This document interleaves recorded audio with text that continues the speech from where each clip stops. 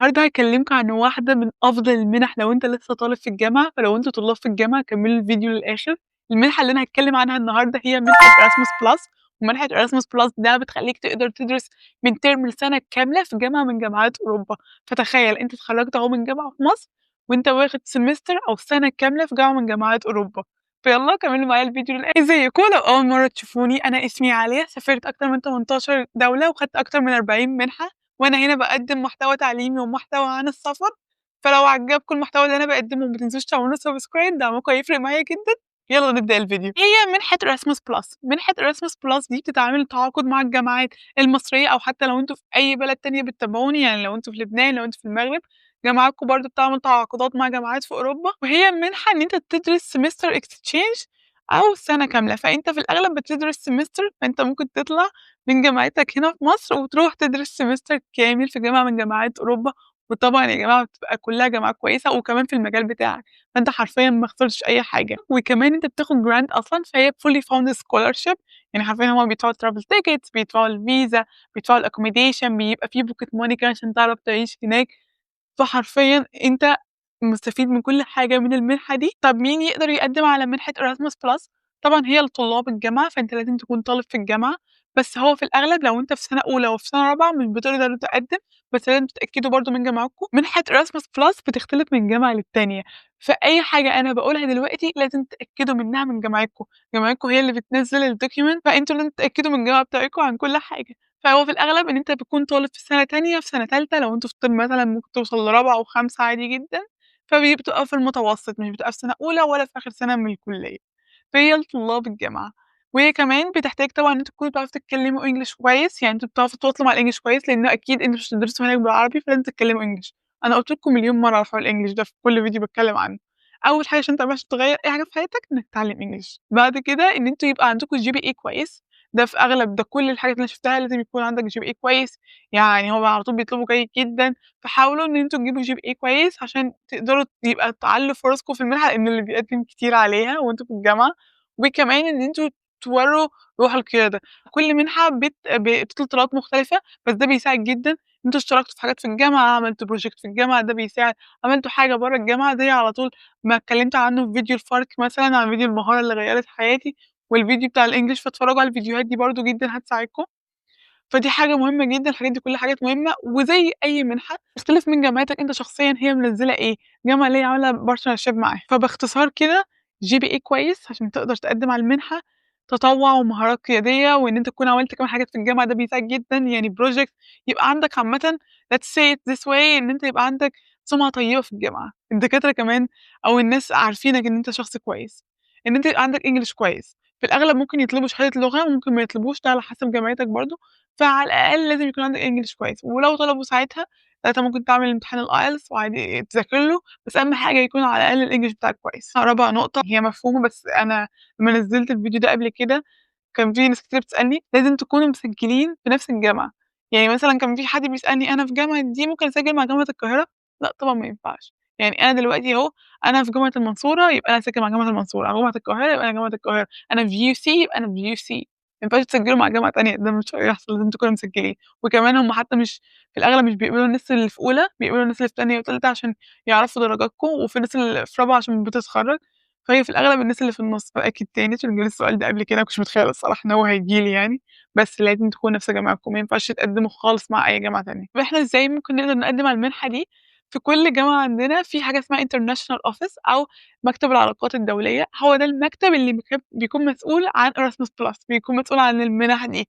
حرفيًا كانت لسه حد سائلني في القصر، جامعة القاهرة مثلًا عاملة page على الفيسبوك وبتنزل عليه كل الopportunities.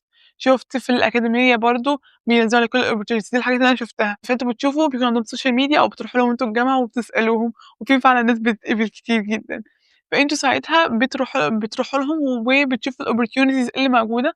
يعني في حرفيًا في partnerships مع الجامعات، فهي على حسب كل جامعة. يعني لو أنت مثلًا في الأكاديمية البحرية، غير لو أنت في جامعة القاهرة، غير لو أنت في جامعة إسكندرية، غير لو أنت في جامعة المنصورة، غير لو أنت في UC. جامعات مختلفة على حسب جامعتك عاملة partnership مع إيه. فأنت مش بتختار الجامعة، أنت مش عارف. أنت بس بتشوف هل ده مناسب للمجال بتاعك، فأنت بتقدّم عليه.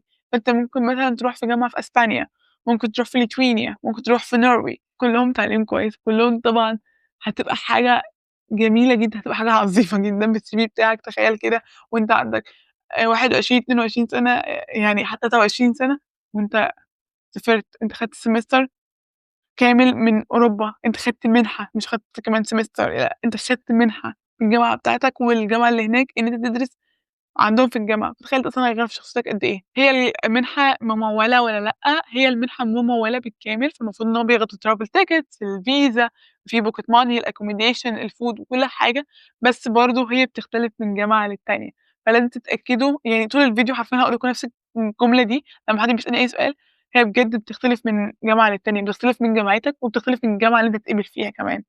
لازم تشوفوا الdocument كلّه، هُم لمّا بيبعتوا لكم الإيميل، حتى حرفيًا في المنح اللي باتقبل فيها، أنا في حاجات ما باعرفهاش فعلًا إلا بعد ما اتقبل، بس أنتم بتسألوهم وبيقولوا لكم التمويل قد إيه، وفي الأغلب هو بيبقى fully funded عادي جدًا، بيبقى مموّل بالكامل بكل الحاجات اللي أنا قُلت لكم عليها، تذاكر الطيران، الفيزا، السكن، الaccommodation السكن والaccommodation والأكل، وكمان في pocket money يعني مصروف شهري عشان تعرفوا تعيشوا هناك. إيه يا علي هي الأوراق المطلوبة، أول حاجة الenrollment letter إثبات القيد من الكلية، عشان كده باقول لكم لازم تكونوا في نفس الجامعة وفي نفس الكلية، فأنتم بتجيبوا ساعتها إثبات قيد من الكلية ده عادي جدًا بيطلع يعني. إيه تاني حاجة لو هُم عايزين إثبات لغة، في الأغلب هُم بيطلبوا فعلًا إثبات لغة، فبتجيبوا مثلًا شهادة الIELTS. تالت حاجة الmotivational letter طبعًا اللي هو خطاب التحفيز، تقولوا لي في الكومنتات لو عايزينّي أعمل لكم فيديوز عن خطاب التحفيز، أنا هاحب أعمل لكم حاجة زي دي، أنا كنت عملت فيديوهات قصيرة بس هاحب أعمل فيديو طويل عن خطاب التحفيز وإزاي تكتبوه. طبعًا recommendation letter في الأغلب بتجيب 2 من الكلية ومن حاجة مثلًا اتطوعت فيها أو حاجة رياضية، برضه مهمين جدًا، تخلّي أشخاص فعلًا يعرفوك، يعني تخلّي مثلًا دكتور في الكلية يدرس لك، وتخلّي حد مثلًا في التطوع يتعامل معاك ويكتبوا عنك فعلًا كويس، وأنت شخص قد إيه مهاراتك بتميزك مثلًا. وبس لو عندكم أي شهادات برضه بتحطوها، وعلى حسب برضه كل منحة هي طالبة إيه بالضبط، الCV بتاعكم طبعًا بتعملوا CV بتعملوه professional، برضه قولوا لي في الكومنتات لو عايزين نعمل لكم فيديو عن ده، بتعملوه professional بجد، اللي هو أنا عملت إيه.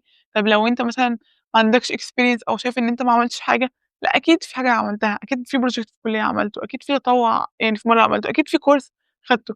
ما تسيبوش الCV فاضي يا جماعة، ما تسيبوش كده، ما تكتبوش اسمكم وعنوانكم ورقمكم وتسيبوا الCV فاضي، لو هتعملوا كده ما تبعتوهوش من الأول. أكيد هتلاقوا حاجة اعملوها، لو ما عملتوش حاجة خدوا كورس دلوقتي وحطوه، بجد روحوا خدوا كورس وحطوه دلوقتي في الCV. برضه حاجة مهمة جدًا هي بيان الدرجات، دي حاجة غير إثبات القيد، إن أنت بتجيب بيان درجات عن أنت عملت إيه، يعني مثلًا لو أنت دلوقتي في سنة تالتة، فأنت بتجيب بيان درجات أولى وتانية، درجاتك كانت عاملة إزاي في الكلية. فده عشان كده هُم بيقولوا لكم إن الGPA مهم جدًا، والGPA فعلًا في المنح اللي زي دي بيأثّر في القبول، بس بيأثّر مع حاجات تانية، بس في المنحة دي بالذات هو فعلًا بيأثّر في القبول، لإن هي طالعة من الجامعة نفسها، أنت هتاخد exchange semester، لإن القبول ده بييجي من الجامعة هنا في مصر، هُم عايزين يشوفوا إن أنت فعلًا هل أنت فعلًا بتأدّي كويس في الجامعة بتاعتنا؟ ما هو أنت لو مش بتأدّي أصلًا كويس في الجامعة، طَب أنت هتروح تدرس برّه ليه؟ من المنطق، لو أنت شخص جايب مقبول دلوقتي أو جايب D، طب ماشي أوكي، إيه اللي حصل؟ يعني إيه اللي هيحصل لمّا أنت تروح هناك؟ أنت عايز تسافر بس، لأ هُم عايزين حد فعلًا، عايزين exchange student، حد فعلًا يروح يدّي نموذج كويس ليهم هناك في الدراسة، وكمان يجيب درجات كويسة، وفعلًا يكون رايح يدرس ورايح يتعرّف على ثقافات ورايح يغيّر من نفسه. إزاي بيتم اختيار لمنحة Erasmus Plus؟ أنتم بعد ما بتقدّموا في الجامعة بتاعتكم، بعد ما تقدّموا كل الورق وأنتم shortlisted، إن أنتم بعد كده تخشوا مرحلة الinterview، ويعملوا معاكم interview وبيعرفوا قدراتكم فعلًا، وبيعرفوا هل لو أنتم كتبتوه ده بجد حقيقي والّا لأ، هيعرفوا بالمناسبة. وبعد كده خلاص لو اتقبلتوا بيبعتوا لكم الإيميل الacceptance، وبتبدأ بقى معاهم الprocess بقى مع الجامعة اللي هناك، هُم يبعتوا لك invitation letter، يبعتوا لك الcontract من الجامعة، يبعتوا لك كل حاجة، وأتمنى بجد أشوفكم مقبولين في scholarship زي دي، لإن هي بجد من أحسن الscholarships اللي ممكن تحصل لكم. تعالوا أحكي لكم تجربتي الشخصية مع Erasmus مع السفر لأوروبا عامةً، يعني أنا عندي تجارب شخصية مع Erasmus وEuropean Solidarity Corps في العموم. بجد ما أقدرش أقول حاجة غير إن هي الحاجة اللي خلّتني دلوقتي عالية اللي عرفت أتكلّم قدّامكم الصراحة قدّام الكاميرا، هي بجد غيّرت حياتي 180 درجة، بجد غيّرتها، ورّتني حاجات حتى بجد حاجات حلوة وحاجات بجد وحشة، وورّتني حاجات عن نَفْسي كمان أنا ما كنتش أعرفها، فلأ هي كانت experience تحفة. طبعًا أشجّع أي حد بجد في الجامعة خصوصًا في السِن ده، يعني بجد خصوصًا في السِن ده اللي هو من أول 18 لحد 24 سَنة اللي هو مرحلة الجامعة، بجد أنا أشجّعكم إن أنتم تاخدوا step زي دي، خصوصًا كمان إن هي حاجة صغيّرة، يعني أنا مش باقول لكم إن أنتم تسافروا بقية العمر، لأ، وبرضه مش قصيّرة أوي، يعني هي مثلًا مش أسبوعين، وهي برضه مش سنتين، فهو حرفيًا اللي هو الscholarship من 3 شهور ل6 شهور، فهي تحفة. يعني أنا أول مرّة سافرت كانت بولندا، على فكرة في ناس كتيرة أوي بتسافر Erasmus بولندا، فلو جات لكم هتنبسطوا أوي. أنا ساعتها كنت خايفة الصراحة، ما كنتش عارفة لسه أعمل إيه، بس الexperience دي أنا روّحت مصر، أنا ما كنتش الشخص اللي كان قبلها بجد. كمية التعلُّم اللي أنا اتعلّمته، كمية الثقافات اللي أنا قابلتها، التعلُّم اللي أنا خدته ده ما أعتقدش إن أنا هاخده هنا مثلًا في 5 سنين، ما أعتقدش إن أنا هاخده أصلًا، ما أعتقدش إن أنا بجد التعلُّم اللي أنا خدته في كل سفريتي دي لأوروبا إن أنا هاخده بجد. أنا بجد اتعلّمت حاجات كتير أوي، اتعلّمت عن نَفْسي كمان قبل ما أتعلّم عن أي حاجة، وطبعًا درست حاجات يعني برضه يا جماعة لازم نكون متّفقين على ده، أنتم أكيد متّفقين يعني، بس اللي هو الدراسة برّه خصوصًا في أوروبا مش زي خالص الدراسة في مصر، يعني بجد دراسة بجد، دراسة بجد، المعامل اللي هناك، الحياة هناك عاملة إزاي، فلأ كانت experience تحفة. أنا بجد هاعمل لكم أنا وعدتكم بده، أنا هاعمل لكم أصلًا فيديو كامل عن experience بولندا بالذات، اللي هي أول سفرية ليّا لوحدي، لازم بجد، لازم بجد أعمل لكم وأحكي لكم فيه، بس أنا بجد باشجّع أي حد دلوقتي في الجامعة إن هو ياخد الopportunity ده، ولو أنتم بتتفرّجوا عليّا وأنتم لسه مثلًا في سنة أولى أو أنتم لسه في ثانوي، حضّروا من دلوقتي، يعني عايزاكم تاخدوها كده قاعدة بجد، لو أنا مثلًا باتكلّم عن منحة وأنتم لسه صغيّرين، لأ اتفرّجوا عليها، ده اللي أنا كنت باعمله، يعني وأنا صغيّرة كده كنت مثلًا وأنا في ثانوي باتفرّج على منح للmasters، الmasters ده اللي هو يا عالية ده لسه مثلًا 6، 7 سنين، تعرفوا إن ده فادني دلوقتي؟ تعرفوا إن كل المنح دي دلوقتي كده عشان وأنا عندي 16، 17 سَنة أنا قررت إن أنا آخد الeducation ده، اوعوا تفكّروا إن عقلكم مش بيسجّل الحاجة، هو بيسجّلها، فبجد شوفوا الفيديوهات، قدّموا على المنحة، وحتى لو أنتم مش حاسين إن أنتم 100% مستعدين ليها كل skills you never know this is first of saying يعني you never know what's gonna happen يعني ممكن تتقبلوا وده بجد بتحصل وبتتعلموا، ده في النهاية يعني اتقبلتوا ما اتقبلتوش أنتم كده، كده بتتعلموا. إيه الحاجات اللي تخلّي اللجنة فعلًا تقبلك؟ بعد ما شُفت ناس كتيرة فعلًا اتقبلت في Erasmus Plus أقدر أقول إن هو بجد في كذا حاجة كده ممكن نقولها 3 حاجات بجد. أول حاجة إن هو الحاجة اللي على طول باقولها وخلاص أنت زهقت منها، إنك تكون شخص قيادي، بجد كل الناس اللي شُفتها كنت باشوفهم على أرض الواقع، كنت باشوفهم بينظموا event، كنت باشوفهم بيتطوعوا، كنت باشوفهم بيشتغلوا، لأ كانوا بيعملوا، كانوا موجودين. حتى بيعملوا حاجة واحدة بس ما قُلتلكوش تعملوا كل ده، بس هُم كانوا بيعملوا، كانوا شغالين في الجامعة. أنا عارفة إن ممكن في الجامعة على فكرة الجامعة بس مش اتحاد طلبة، في student activities كتيرة أوي في الجامعة ممكن تعملوها غير اتحاد طلبة، حتى لو جامعتكم صغيرة أكيد في حاجات تانية، اطلعوا برّه جامعتكم لو مش لاقيين حاجة في الجامعة بتاعتكم، اطلعوا برّه جامعتكم. تاني حاجة إن أنتم يبقى عندكم English كويس، إن أنتم بتعرفوا تتكلموا English كويس، وبرضه مش لازم English جبار، أصلًا مش مطلوب مننا يبقى معانا English جبار، بس بجد إن أنتم تكونوا بتعرفوا تتكلموا English، لإن أنتم مش هيعلموكوا هناك، أنتم already رايحين تدرسوا، يعني أنتم مثلًا مش رايحين حاجة تطوعية، حتى في الحاجة التطوعية على فكرة ما بيقبلوش برضه من غير English، بس دي حاجة دراسة، فأنتم لازم تدرسوا بالEnglish، فأنتم حتى لو الدراسة بتاعتكم مثلًا let's say أنت بتدرس مثلًا computer science، طب أنت هتفهم إزاي أصلًا؟ طب أنت بتدرس biology أنت هتفهم إزاي دلوقتي اللي موجود؟ وهكذا بقى في كل حاجة، أنت بتدرس languages أنت بتدرس هكذا، أنت بتدرس هكذا، ما لازم تفهم، فلازم الEnglish ده مهم جدًا، وطوّروه بجد من دلوقتي واتفرّجوا على الفيديو اللي أنا عملته إزاي اتعلمت English، ولو عايزين أعمل لكم فيديوهات تانية بجد قولوا لي، ده من أهم الحاجات اللي أنا ما أقدرش يعني كل مرّة لازم أكلمكم عنها في الفيديوهات، لإن هي كل مرّة مهمة لحد ما تقتنعوا فعلًا تطوّروا الEnglish بتاعكم، حتى لو أنتم بتعرفوا تتكلموا طوّروا الEnglish بتاعكم. تالت حاجة الGPA بتاعكم، وإن أنتم تكونوا عاملين علاقات كويسة مع الجامعة، عاملين علاقات كويسة مع الدكاترة، لو أنتم عاملين مشاكل يعني اتفصلتوا قبل كده، لو أنتم عاملين مشاكل في الأغلب مش هتتقبلوا، يعني في الأغلب مش هتتقبلوا، ما هو أنت أصلًا شخص بتاع مشاكل، فهو ليه هيصفّرك؟ السمعة الطيبة بجد وإن أنت تبقى شخص كويس في الجامعة بالذات، للمنح اللي زي دي مهمة جدًا. نصايح للتقديم، أول حاجة أنا بس عايزة أقولها، أنا اكتشفت المكتب العلاقات الدولية للأسف مش موجود في كل الجامعات، هو موجود في أغلب الجامعات في مصر، بس للأسف في جامعات صغيرة لسه مش موجود، ودي حاجة تزعّل جدًا، يعني إن opportunity زي دي مش مفتوحة لناس معيّنة. بس أنا عايزة أقول لكم حاجة، لو أنتم جامعتكم من الجامعات دي أنتم ممكن تقدّموا بعدها على Erasmus Mundus ودي اللي هي للماجستير، فما تزعلوش خالص، في مِنَح كتيرة جدًا زي المنح اللي أنا سافرت عليها التطوع مثلًا، الexchange semesters فعادي جدًا، بس أنا حبيت أوضّح الpoint دي عشان ما حدّش يعني يروح مثلًا جامعته ويتصدم وييجي يزعل، لو يا عالِية جامعتي مش موجودة، بس هو في أغلب الجامعات اسألوا عن مكتب العلاقات الدولية الinternational office وهتلاقوه، اكتبوا على جوجل، هتشوفوا على السوشيال ميديا، اسألوا في جامعتكم واسألوا كذا حد، لإن بجد في ناس كتيرة أوي يعني أنا فاكرة إن أنا باشوف ناس كتيرة بيقولوا الناس مش عارفة، بس هو بجد موجود، فلازم تسألوا لإن مش كل الناس عارفة إن في حاجة أصلًا اسمها الinternational office. نصايح للتقديم، اكتبوا الmotivation letter ليه أنتم فعلًا عايزين المنحة دي، وأنتم عملتوا إيه دلوقتي يخلّيكم أصلًا تتقبلوا في المنحة دي، وإيه أهدافكم المستقبلية، ما تكدبوش، بالمصري ما تهبدوش. بجد ما تهبطوش كتير، ما تستخدموش الAI وتكتبوا شخصية غير شخصيتكم، ما هُم هيعملوا معاكم interview ما هُم هيعرفوا، وغير كده بيّنوا بجد إن أنتم يعني أنا باشوف الmotivational letter ده الحاجة الوحيدة اللي أنت تقدر تبيّن فيها شخصيتك، مش محتاج إن أنت بجد تستخدم الAI ما فيش مشكلة إنك تستخدم الAI بس ما تستخدموش بالأوفر ده، ما تخلّوش يكتب لك الletter كلّها. فلأ، اكتبوا الmotivational letter بشخصيتكم أنت، أنت فعلًا عايز تسافر ليه؟ بجد فكّروا كده، أنا ليه عايز أسافر آخُد الexchange semester ده في أسبانيا اللي مثلًا في الneuroscience أنا بادرس neuroscience فليه؟ فكّري كده أنتِ عايزة ده ليه؟ فكّري أنتِ عملتِ إيه، فكّري عايزة تعملي إيه في المستقبل بعد ما تاخدي المنحة دي، واكتبي بس. وبرضه لو عايزين هاعمل لكم فيديو كامل عن ده recommendation letter تاني حاجة recommendation letter تخلّي حد من الدكاترة أو من التطوع أو من الرياضة أو حتى لو هتجيب دكتورين من الجامعة يعرفك فعلًا، يحب يتكلّم عنّك، اشتركتوا مع بعض في حاجة، عملتوا project مع بعض، حتى اتكلّمتوا مع بعض، اشتغلت تحته، اشتغلت معاه، يكون شخص فعلًا عارفك، عارف الskills بتاعتك، عارف أنت كويس في إيه، يتكلّم عنّك فعلًا، مش يقول كلام كده اللي هو أي حاجة، أو حتى بيتكلّم كده عام كده، مش فيش حاجة اللي هو بعد ما أشوفه أقول هو مين الشخص ده، هو ليه مختار أصلًا ده؟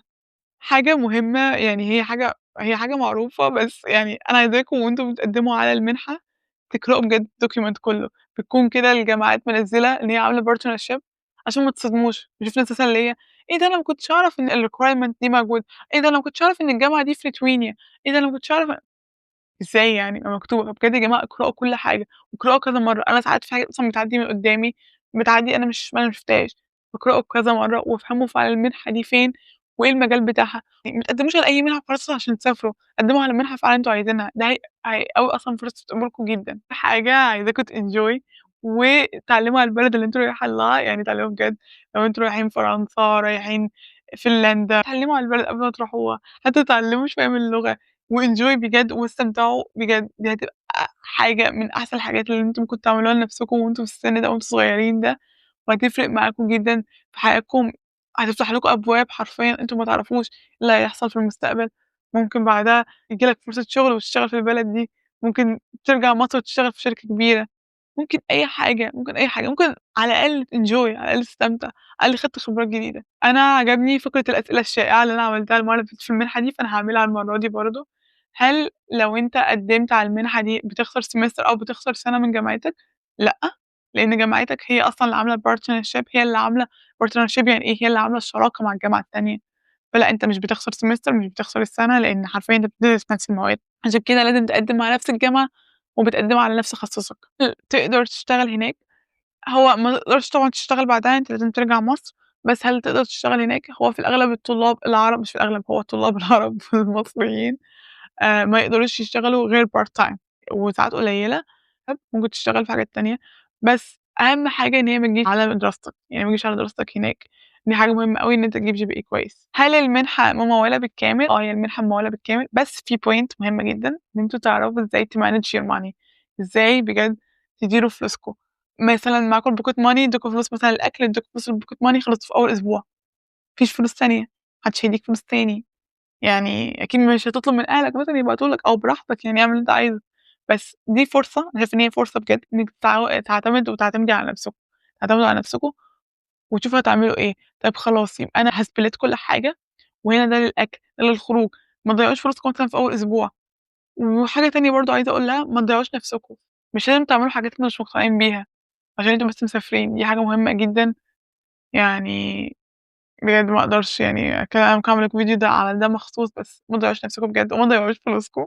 لأ أنا نصيحة منّي، أنا هاقول إن أنتم تحاولوا تاخدوا الفلوس اللي هتدّيها لكم المنحة تعيشوا بيها فعلًا الشهر، ممكن بعد ما تخلّصوا أو في الأجازات ممكن الفلوس اللي أنتم معاكم ممكن ساعتها تعملوا بيها activities أنا الصراحة أول ما سافرت كنت بابادجت أحسن من دلوقتي، لإن أنا بقيت باستمتع أكتر، بس يعني حاولوا بجد إن يبقى في إن أنتم توفّروا وإن أنتم فعلًا تتعلموا مهارة جديدة وإن أنتم إزاي تنظموا فلوسكم.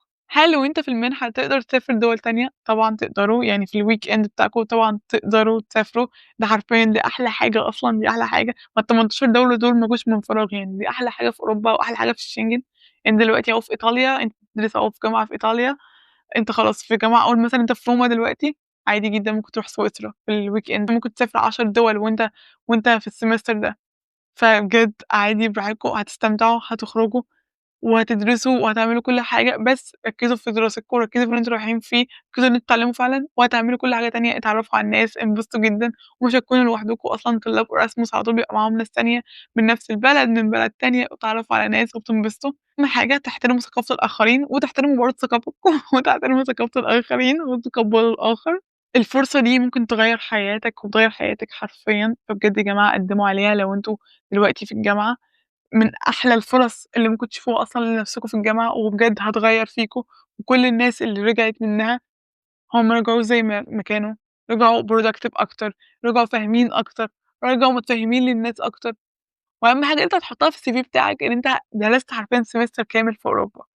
بس دي كانت نهاية الفيديو، لو عجبكم الفيديو ما تنسوش تعملوا لي subscribe وتقولوا لي في الكومنتات لو عايزين تعرفوا أي حاجة تانية عن المنحة أو المنح إيه تانية اللي عايزين تعرفوا عنها، قولوا لي هتقدموا أصلًا والّا لأ.